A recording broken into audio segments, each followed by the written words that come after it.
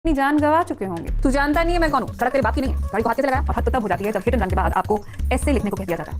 Ahmedabad Mercedes hit and run case, Mumbai BMW hit and run case, Pune Audi hit and run case, Pune Porsche car crash. जानते हैं इन सब में common क्या है? Car accident जाहिर है, लेकिन कुछ और भी है। जर्मन कारें, मर्सिडीज बीएमडब्ल्यू ऑडी पोर्शे सबकी सब जर्मन कारें। तो क्या जर्मन कारें भारत में लोगों की जान ले रही हैं? भारत में लग्जरी कार के चलते एक्सीडेंट्स बढ़ते ही जा रहे हैं। तो आखिर क्या वजह है कि इतनी महंगी गाड़ियों में इन्वेस्ट करने के बावजूद लोग अपनी सेफ्टी सुनिश्चित नहीं कर पा रहे हैं? गलती किसकी है?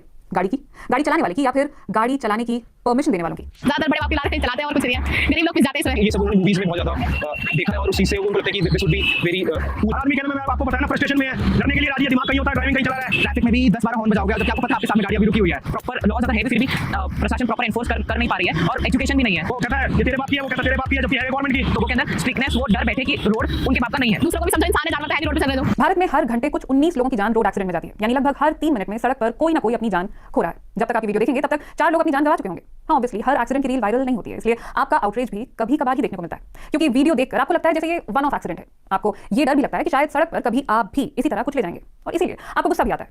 लेकिन सोचिए, अगर हर 4 मिनट पर आपको उतना ही गुस्सा आता, इनफैक्ट हर मिनट पर, क्योंकि देश में रजिस्टर्ड एक्सीडेंट्स हो रहे हैं हर घंटे ऑन एन एवरेज 53, लगभग हर मिनट एक, इनमें जान जा रही है 4 लोगों की। और आपको शायद जानकर हैरानी होगी कि मरने वालों में सिर्फ 14% ही महिलाएं होती हैं। इनफैक्ट आंकड़ों के मुताबिक दुनिया भर में महिलाओं को सेफ ड्राइवर्स माना जाता है। एक्सीडेंट्स में जान गंवाने वाली महिलाओं की सबसे कम संख्या भारत में। लेकिन वायरल मीम्स में तो पापा की परी ही देखने को मिलती है। मैंने बात जर्मन कारों से शुरू की है, तो जर्मनी का हाल भी देख लेते हैं। डेटा कंपेयर करेंगे तो दिखेगा कि जहां भारत में एक्सीडेंट्स की संख्या बढ़ती रही है, वहीं जर्मनी में यह आंकड़ा घटता गया है। जहां 2022 में जर्मनी में रोड एक्सीडेंट्स में 2776 मौतें हुई, वहीं भारत में 1,68,000 से भी ज्यादा। और इनमें सबसे ज्यादा तादाद थी 25 से 45 साल के लोगों की। वजह इसकी कई है। पहली तो यही कि वर्किंग पॉपुलेशन का सबसे बड़ा चंक यूथ का है, क्योंकि वो सड़क पर सबसे ज्यादा है, इसलिए दुर्घटना में मारे जाने का खतरा भी उन्हीं पर सबसे ज्यादा है। दूसरा, पब्लिक ट्रांसपोर्ट की कमी। अगर बस और ट्राम का अच्छा ऑप्शन हो तो कोई क्यों घंटों ट्रैफिक में अपना वक्त बर्बाद करना चाहेगा? फिलहाल देश के कई शहरों में मेट्रो चलने लगी है, इसमें भले ही भीड़ में जूझना पड़े, लेकिन खुद ड्राइव करने से तो बचा ही देती है।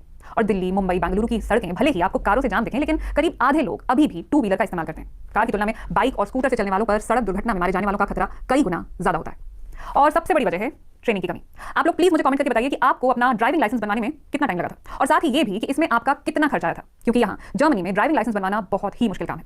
पहले आप पूरे दिन का फर्स्ट एड कोर्स कीजिए, फिर स्कूल की तरह क्लासरूम में जाकर थ्योरी की क्लासेस अटेंड कीजिए, 1.5 घंटे की 14 क्लासेस करने के बाद किताब का रट्टा मारिए, ऐप इस्तेमाल कीजिए और 1000 सवालों के जवाब याद कीजिए, फिर मॉक टेस्ट दीजिए और उसके बाद एग्जाम की डेट का इंतजार कीजिए। और अगर एग्जाम में पास हो गए तब जाकर आपको पहली बार स्टीयरिंग व्हील पकड़ने का मौका मिलता है। फिर कम से कम 12 ड्राइविंग क्लासेस, ज्यादा से ज्यादा की तो यहाँ कोई लिमिट नहीं है। ये करने के बाद आपका ड्राइविंग इंस्ट्रक्टर तय करेगा कि आप प्रैक्टिकल टेस्ट लेने के लायक हैं भी या नहीं। और उसके बाद भी बहुत कम ही होता है कि कोई पहली बार में टेस्ट क्लियर कर ले। 3-4 अटेम्प्ट्स के बाद आपको लाइसेंस मिल जाता है, और इस सब में 4 महीने से लेकर साल भर तक लग जाता है। और बाय द वे, कार के लिए ट्रेनिंग और टेस्ट अलग है, बाइक के लिए अलग है, ऑटोमेटिक कार के लिए अलग है, मैनुअल के लिए अलग है। इस सब के बाद भी आप 2 साल तक प्रोबेशन पीरियड में रहते हैं। इस दौरान अगर आपका गलती से 2 बार चालान कट गया तो प्रोबेशन 2 साल से बढ़कर 4 साल हो जाता है। तीसरी गलती और भी ज्यादा भारी पड़ती है, क्योंकि उससे आपका लाइसेंस ही रिवोक हो जाता है। तो फिर दोहराइए पूरी पूरी साइकिल फिर से। और इस सब का खर्च गेस कीजिए, 3000 से 5000 यूरो, यानी कुछ 3 लाख से 5 लाख रुपए के करीब। ऑनेस्टली मेरी जिंदगी की सबसे महंगी पढ़ाई थी। और कुछ ऐसा ही हाल सिंगापुर, फ्रांस और ऑस्ट्रेलिया का भी है। चाइना और जापान के टेस्ट तो दुनिया में सबसे मुश्किल टेस्ट माने जाते हैं। चीन में आपको एग्जाम में 100 सवालों के जवाब देने होते हैं, और पास होने के लिए मिनिमम 90% की जरूरत होती है। अब बताइए, इंडिया के टेस्ट में आपको कभी ऐसा कुछ करना पड़ा? भारत मैक्सिको, युगांडा और इंडोनेशिया के साथ उन देशों की लिस्ट में शुमार है जहां ड्राइवर्स लाइसेंस लेना सबसे आसान माना जाता है। बेसिकली आपको बस क्लच, ब्रेक और एक्सेलरेटर का फर्क पता होना चाहिए। लाइसेंस मिलना कोई बहुत बड़ी बात नहीं है, और लाइसेंस हाथ में हो तो आप बाइक चलाइए या कार, क्या फर्क पड़ता है? बच्चे अक्सर बड़े होकर अपने दोस्तों से ड्राइविंग सीख लेते हैं। फॉर्मेलिटी के लिए कुछ घंटे ड्राइविंग स्कूल के साथ भी बिताए जाते हैं। लेकिन 40 और 140 की स्पीड में क्या फर्क होता है, ये ट्रेनिंग के दौरान कोई सिखाता है? लग्जरी कार्स का पिकअप नॉन लग्जरी कार से अलग होता है, ये कोई बताता है? इमरजेंसी में ब्रेक लगाने की प्रैक्टिस कोई कराता है? यही वजह है कि गाड़ियां बिना नतीजे की परवाह किए रॉन्ग साइड पर चलती हैं, और फिर हेड ऑन कोलिजन्स होते हैं। सबसे ज्यादा जाने इसी वजह से, और फिर हिट एंड रन की वजह से जाती हैं। गलती होना लाजमी है, क्योंकि आपकी ट्रेनिंग में ही खोट है, और हद तो तब हो जाती है जब हिट एंड रन के बाद आपको ऐसे लिखने को कह दिया जाता है। मतलब इस सिस्टम के तहत ना सिर्फ लाइसेंस लेना आसान है, बल्कि गलती करने के बाद छूट जाना भी बहुत आसान है, और वो भी तब जब आपके पास लाइसेंस का एल भी ना हो।